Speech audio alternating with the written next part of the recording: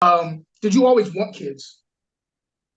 Well, first, I just want to say that overcoming sleep deprivation is a new superpower that are acquiring because I've been here for 3 years in this fatherhood game and I still ain't got no sleep. My kids are waking me up in the middle of the night So you're or telling me this is what I or got to expect for the next 3 years? no, no, you're not gonna get a break until I people tell me 4 or 5 years old, but I don't even know. But then they told me something different. They said once they get that age, then they stop taking naps. So they Oh, might I yeah. might get some more sleep during the morning, but they'll tire you out. They'll tire you out during the day. Hey, what up, everybody? This is Jayton Gunter, owner of Grapes and Sand Publishing, and we have another episode of Drinking with Dads.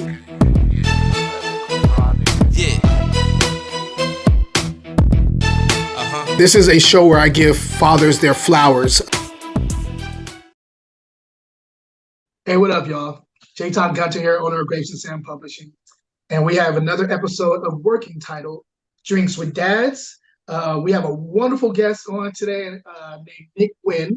We're going to get into his story very soon and what he's doing. Really quick, Nick, can you say what's up so they can see you? What up, yo? This, Boy. this is my guy right here. So we're going to get into him, but just so you know the premise of the show, I feel the need to share this because this is our first season of this. The premise of this show is I want to give fathers their flowers. Basically, I've realized that a lot of times in media, fathers are kind of overlooked. No diss to the moms; they are the killers. They are the ones who are the backbone of the household. We look up to them, but I like to put some eyes on the fathers and what we bring to society, what we do, and especially minority fathers. We don't have a lot. We definitely don't get portrayed right in the media, in my opinion.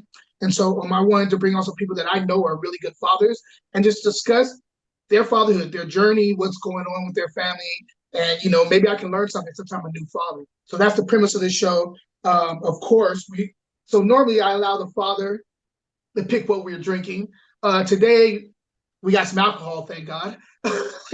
We're talking about Sauvignon Blanc. We're talking about the King Maui Marlborough New Zealand 2022 Sauvignon Blanc.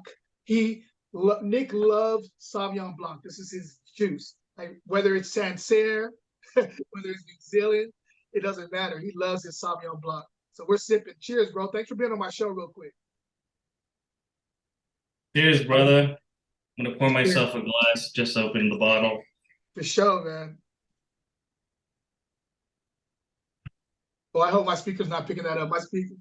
Cheers, bro. I hear the baby crying downstairs. Yeah, he's going at it. Anyway, so we're talking to my boy Nick Nguyen today. Nick, we've been friends for over 20 years. This is my guy.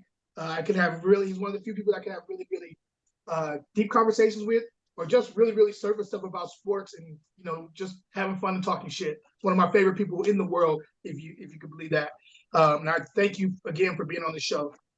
My first question, my friend, is what was the last gift you got for Father's Day? I always ask this because I know a lot of times we're overlooked and we don't remember. And I just have to ask you, do you even remember the last gift you got for Father's Day?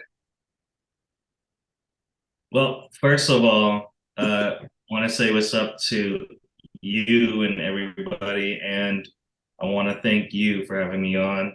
I love what you're doing. I support you, and man, you, I think, give me as much guidance and support in my life as well as fun as you say I do. So I just want to give you your props too. Bro, I appreciate that. I really do appreciate that. As for Father's Day again, so first of all, I'm brand new to this. It's my first time being a father. I do have two kids, but they're both very young, a 3-year-old and a 1-year-old, two boys. And I guess for the past three Father's Day, I cannot remember one goddamn thing I have ever gotten. I knew it. And the funny thing is, though, I don't even ask for much. So I probably just wanted day off to go watch football, drink some wine, and take a nap or something like that. And that's what I got if I had to give my best guess, but I can't remember like any special gift or my wife took me out or anything because even though we're blessed, we got a house, we got a babysitter, all kind of stuff, but we ain't got time. We ain't got time to. I don't I know. feel you, I don't man. blame my wife either, for not like, or my kids. It's still a challenge. It's still so young. Yeah, you don't expect it. Surviving every day is a challenge. Brother. I'm learning that. I thought I had every time I think I have it together with him. Like every time I think I got him figured out and I, sleeping and all this stuff, because I'm a stay-at-home father. I'm basically doing this a lot. I'm at home all the time with him. And I'm working my business from home. So I'm kind of balancing out work and him. And the whole time I'm home, like I'm trying to like read cues. I'm like, okay, so he's doing this now. I can tell when he's starting to get tired right here. So this is when I need to jump in and get him to sleep and all this stuff. And this is how I do it, where I know he's not going to fight sleep, because if you know my son, he's a fighter. He does not like to sleep. He's like I was it's like staring into a mirror sometimes. When I was young, I hated sleeping and I would fight, and it's still true to this day. To be honest with you, I don't like to sleep too much. But this kid is making me yearn for some rest. Like he's keeping me up like crazy, and it's just one of those things where like I'm learning on the fly. I'm figuring it out as much as I can. He's young like yours are. And I'm just trying to figure out. I never get it. I never totally get it right. And I'm starting to accept that I'm just not going to get it right. It's just going to be a daily progression forward to try to get better at parenting. Stay tuned. Drinking with Dads will be right back. I've just created a show called Drinking with Dads, and I'm a wine dad, like a regular dad, but aged. To pick up your own V-neck, go to the link in my bio or fruitandglassgear.etsy.com. Cheers. Now back to the show. Did you always want kids? Well, first, I just want to say that overcoming sleep deprivation is a new superpower that you are acquiring, because I've been here for 3 years in this fatherhood game, and I still ain't got no sleep. My kids are waking me up in the middle of the night. So you're telling me this is what I got to expect for the next 3 years? No, you're not going to get a break until people tell me 4 or 5 years old, but I don't even know. But then they told me something different. They said once they get that age, then they stop taking naps. So I might get some more sleep during the morning, but they'll tire you out during the day. So I myself, by the way, I'm still learning from other elder fathers out there who know better, because like I'm still a beginner in this game. But anyway, I'm sorry. What was your question again? I missed it. Oh, was kids always in the cards for you? Did you always want kids? Were you always like, I'm going to have kids one day? I was brainwashed that Explain that. I grew up watching the Brady Bunch. Oh shoot! See, now you're aging us. I'm dating you guys. I grew up watching. There was this TV show called Just the 10 of Us. I remember. Do you remember? And they had 10 kids. Yep. So I wanted a big family. I had a brother and a sister, but my parents they each had 8 or 9 brothers or sisters. Wow. And I have 120 something first cousins. So I grew up in a big family. 120? First cousins, yeah, because I have my mom has 8 brothers and sisters. My dad has 9 brothers and sisters, and almost all of them live in the Bay Area. Oh my God! I mean, I've been to your family functions. I didn't know all those were first cousins. That's crazy. They're all thick in the blood, man. So I always wanted a big family until I had my first, and then I was just like, I'm done. You're like, this is too much work. It's a lot harder than it looks like. That's crazy. That's crazy. Well, let me ask you this. So again, guys, I know the answers to a lot of these questions, but I want you guys to get an understanding of Nick. Are you still with the mother? You guys married, co-parenting? What's going on?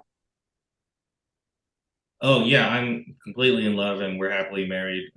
We fight a lot as normal He doesn't. couples do, mostly about stupid shit when we're both um not sleeping, So Yep, that's why I that's said when it happens.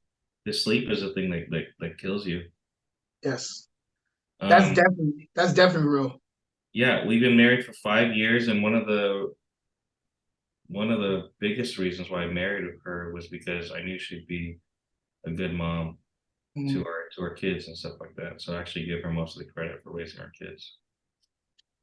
So, with that being said, are your parenting like what is? Let me ask you this: what is your parenting style? And why I'm asking this is like, so your background is Vietnamese, right? All right. Yeah. Are you traditional, like parenting style of like a traditional Vietnamese man, or are you like, I'm gonna do it the way I do it, or is it like, what do you think? I'm probably middle of the road. I mean, I think like gentle parenting and not saying no to kids is bullshit. I agree. But I'm not gonna lie, I do. but I also grew up the opposite way where in a traditional Asian household, like I was beat, like I was hit with the fist, with the palm, with the stick, you know what I mean? And like and I didn't want to do that either. So I try to get advice from my friends. I try to observe my friends or my cousins who had kids earlier than I am, who Mhm. I have, and like who I respect their parenting style. So I just honestly I copy them. I try to read books, and honestly I let my wife take the lead on this. She's a lot more involved than I am. Mhm. She is she's also like reading the books. She's trying to her and I both kind of like read this book. I forgot the name, but it's a Montessori style. So I guess we were kind of like in the beginning we're Montessori style. We don't even use a crib, like the baby sleeps on the floor. We try to go for independence. We want the kids Interesting. to have a love of learning. We want them to learn how to do things on their own so that like they grow faster and they want to grow on their own without us having to tell them to do those things. Could you do me a favor and send me the title of that book when you get Yeah, a yeah, chance? That's yeah, interesting to me. I'm all about the education stuff, and so is she. Like, she worked in education for 20 years. She's still in education, and yeah. so that's something that I'm really interested in. I'm really interested in that. Is your style, you and her style, different? And, like, what I mean by this is, it like, are you more the disciplinary? Is she like the disciplined person? Who's like the more nurturing person between the two of you? Like, are your styles differ? Are you guys play good cop, bad cop? Like, what is it? Or you guys both do both? That, that's a great question. I'm probably she's a bad cop. I'm a good cop. She's with the kids most of the time because she's a stay-at-home mom, so Mhm. she has to lay down the law. And I'm the typical dad who hugs and kisses their kids before he goes to work, leaves, comes back. They say, "Daddy, Daddy," and I run around, play with them. And then when it's time for them to like eat or brush their teeth, I'm like, "All right, mom, your turn." So it is kind of traditional a little bit. It's kind of traditional the way you guys are set up. I mean, more or less, but I mean, I'm also joking. I I, know you I, are. I did take her late. She's like, we have like, she's actually pretty tough. Like we have zero screens in the house, or we have like TV and phones, but like we have a zero screen policy. Like we don't watch TV when the kids are around. We don't Mm, use we put our phones away. dang. We eat together as a family, even though like the food like their food is bland and their eating time is boring, but I'm doing it for the team, right? Mm, And yeah, all those things, those routines are very important for the kids to not go batshit crazy. I feel that. I So feel that.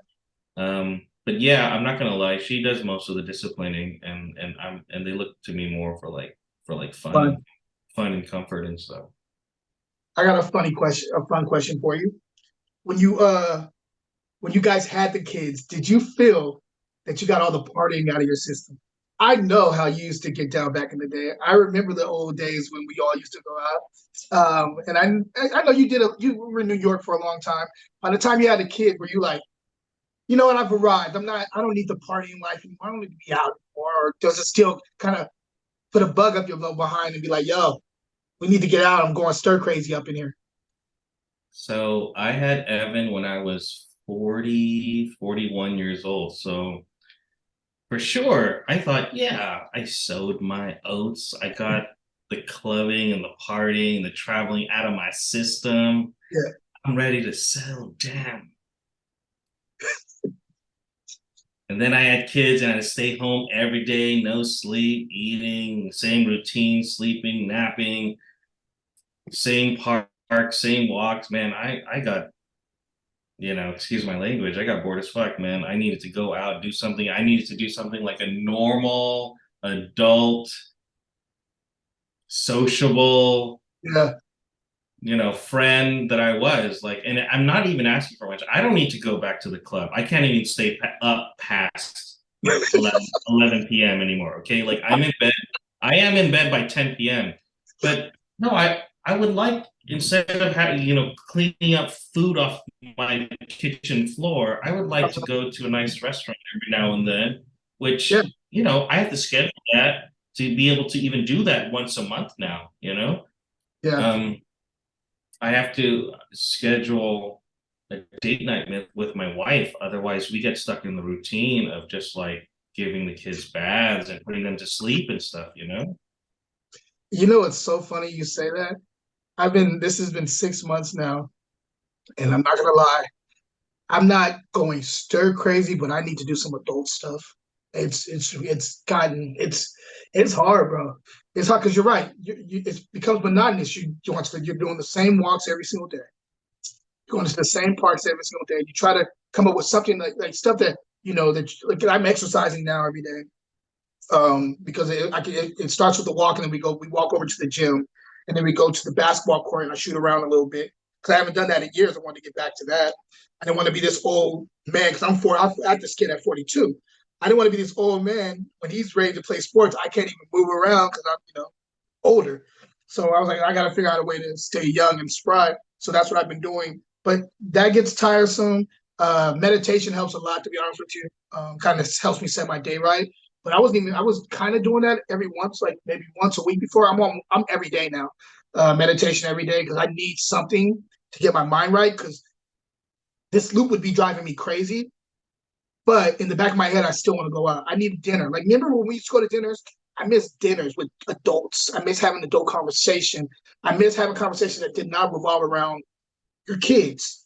Although it's going to come up because we have kids and stuff, you know what I mean? But I don't want that to be the focal point of the conversation with people that have kids like me, you know what I mean? So I feel you on that. I got a question for you.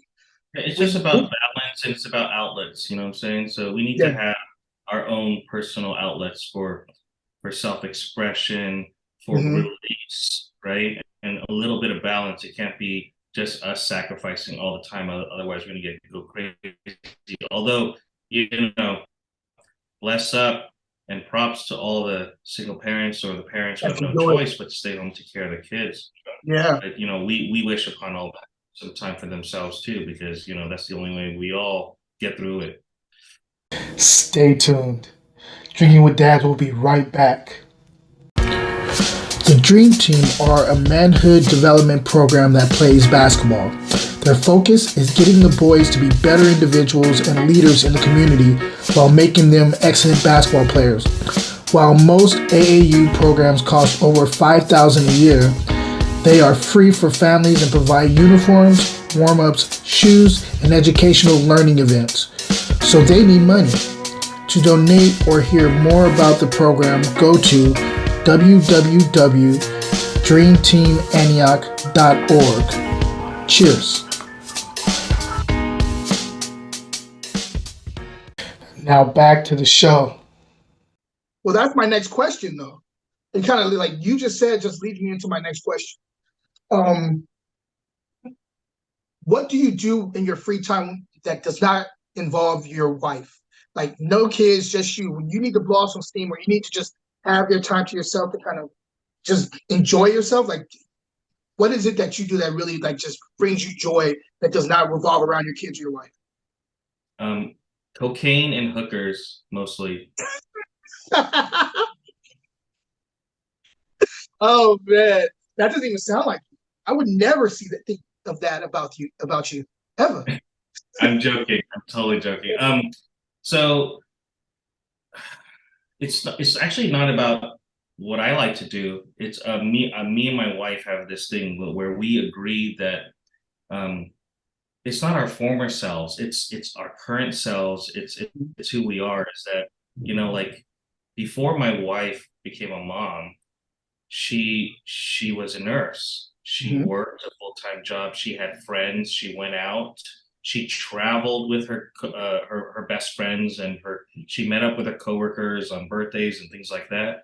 And Mhm. so did I. I had my own business, my own coworkers, my own friends, my own social life and stuff like that. And Mhm. of course, with the kids, they come first, Of and course. we rarely have the time to go back and do those things. But when Mhm. we do, we take turns. So um, I'll tell her, we'll look at the calendar ahead, and I'll be saying like, "Yo, it's Jayton's birthday, or it's my birthday, or it's Super Bowl coming up, or the Warriors are playing this day or whatever." And I'll say like, "I want this night off, or I'm gonna go have dinner with my friends." And she's just said, "Cool, I'll stay home, take care of the kids," And vice and versa. vice versa. She goes like, "My friends are going to Cabo for a bachelorette party, or my friend's having a baby shower, or it's my birthday." And I'll be like, "Go, travel, meet up with your friends, or tell them to come over. I'll take care of the kids. You go out," and stuff like that. So That's um, dope. our outlets for our own self release and balance and just self-care is just actually doing things that we would normally do if we didn't have kids. Got you. Got you. Something that And brings it's life to nothing your relationship. crazy. Sometimes it's just meeting up with you and our other homies for a drink and watching some sports and having dinner. That's me. Me too. We do this thing where she gives me once a week nowadays. It's Fridays are my days that I can just when she gets home from work, she has to pump, of course, because she's still breastfeeding.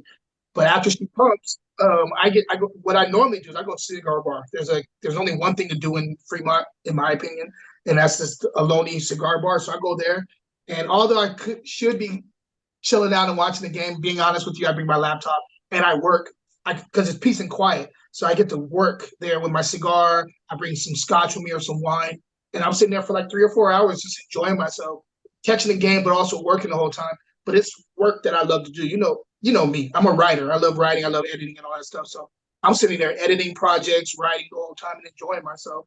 And I need that release. I get that Friday night, and that's been helping me out a lot. And it was her idea, which I appreciate her, like kind of understanding, having foresight to understand that I needed a release because it was just me and that kid for a minute, like every single day.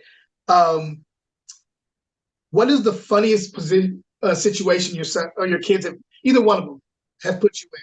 Like, I know you guys travel a lot. Has there been anything on the flights that has happened that's been funny, or like a blowout diaper in the middle of like some weird? Like, give me a story. I'm curious. You're like all of it. I'll give you two. Try to make them quick.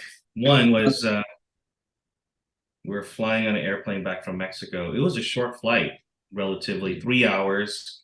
But my eldest son, he was maybe 2 years old. He cried the whole time.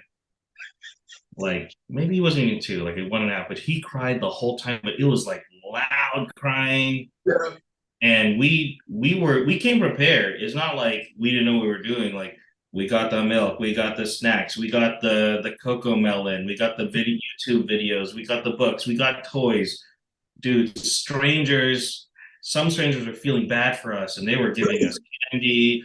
A lot of people were giving us dirty ass looks and turning their heads every 5 minutes, like this fucking kid and shit like that.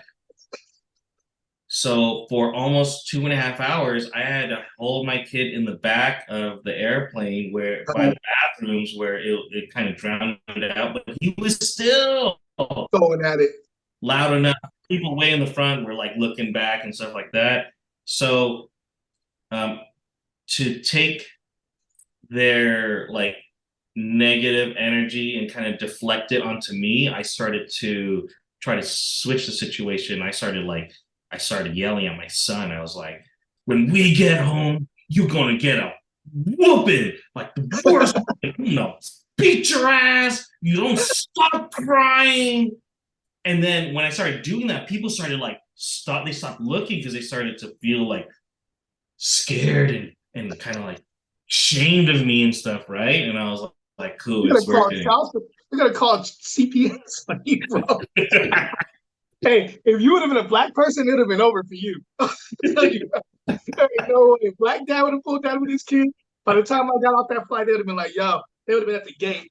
Your kid is not in a safe environment, or they take him away from you. And then more, even worse one was one time. It was like 11:50 a.m. and we were waiting to board a train that was arriving at 12 noon. Mm-hmm. And this wasn't a train where if I missed a train, I could get on the next one. So we had to make this train. Mm-hmm. I was holding my youngest son, and I looked down to my older son. He was taking a nap in the stroller, and I saw water dripping out of the stroller. And I looked closer, and I realized we did put a diaper on him. He fell asleep. He pissed his pants. The entire stroller was drenched in urine. Oh my gosh. And it was just dripping with excess fucking urine at the train station. And I was looking at my wife and I was like, yo, Evan's pissed in his pants and it went all over the stroller. And she's looking at me with she looked like she was terrified. She was shocked. She's like, and I was like, what happened? And I was holding my younger son, and out of his diaper, shit was like crawling up his back. Wait, hold on. It wasn't a straight up blowout, but he was like pooping as I was holding him, and the diaper couldn't hold all the poop, so it was just like slowly coming out. So I had like a shit situation, I had a piss situation, and we had 10 minutes to fucking run to the bathroom, change diaper, wipe down the stroller, and then change the clothes, put everything into a plastic bag, run with everything, and catch the train. And I was like, fuck kids, I'm never doing this ever again. That was it for you. That was the line right there. Yeah. Of course, we travel all the time now, and it's just whatever. That shit happens, right? Shit happens. That was two good, really, really good stories. Your father was in your life the whole time. As growing up and him being your father and actually being the father figure, because a lot of kids don't have their fathers in their lives. Was there anything any lessons he gave you prior to having your kids, or even after, that you take with you that you're like, this was great advice? Is there anything that he gave you that you're like, this is amazing advice, that you really kind of were like, yo, I'm using this with my kids? Honestly, no. I mean, my dad is a great man who's also very complicated and flawed. He came to this country as an immigrant. He worked his ass off to provide for us. And so I respect him and admire him for giving me and my brothers and sisters the life that we got. And but the truth is that honestly, I didn't see him most of my life growing up. He was a salesman. He was in the insurance business, and he traveled more than half the year. And even when he was at home with us, he actually was working all the time. So I actually didn't have any resentment of him at the time because I grew up in Silicon Valley. All my neighbors both of their parents work. My friends didn't see their parents that much either. So I Mm, thought that was a normal situation. But as I grew older, I realized that he's a happy man now, not because he's mhm. successful financially, but because he did what he wanted to do. I Um, got you. and and he had his goals and he achieved them. And I actually see that in you. Like Mm, you have a lot of projects, you're doing a lot of creative work, and you have a kid, you're taking care of your kid, and yet you're still pumping out the podcasts and the posts and writing and recording and stuff like that. Like you're doing what you love. And so my dad did what he loved, and actually, like that's what I will teach my son is that, like, you know, it's great that you're my son and you have a brother, and like both you guys, I just you guys should just follow your dreams and do it, you know, follow your mhm. goals and pursue them and achieve them and stuff like that. So um I'll be Are honest, you my dad, so the answer is like no, my dad didn't actually give me much parental advice, because he didn't give me parental advice and he didn't actually like really parent me growing up, but he gave mhm. me an example um of a life to follow. You know what I'm Got saying? you. Stay tuned. Drinking with Dads will be right back. I'm the author of the Man Book. The Man Book was created so that every man has a chance to become great. If you look at the stats, men that grew up without a father have a harder chance trying to become great because of their father's choices and their father's father's choices. The Man Book is here to break that cycle so that every man has that chance. The Man Book, helping boys become men with something as simple as tying a tie. Also being a father, fashion, how to love. This is a book that you need on your shelf. It will help you and it will help people that you love. Get it by going to dreamteamantioch.org. Cheers. Now back to the show. Are you so I know a lot of people who their kids after themselves, or and maybe it's just because you want them to pass on line. Maybe you're a junior and you want a third or whatever. But like um when they do that, a lot of times I've noticed that they, not my boys so much, but the people that I've noticed outside of my friend group, they tend to push certain ways they want their kid to be. You want your kid to be an individual, it seems like your kids, you want your kids to be like their own selves. You're not, it doesn't feel like you're pressing them to be like they have to be this type of person. You know, am I correct in bringing that in feeling that from what you just said? Yeah, just in contrast, you'll see like whatever I describe is probably like very traditional, like Hmm. dad goes out to work, mom Hmm. stays home and takes care of the kids. That was my family growing up. And as growing up too, my parents, very typical Asian, wanted us to get good grades, and there's certain professions they want to go us to go into, like doctor or lawyer or engineer or something like that. Hmm.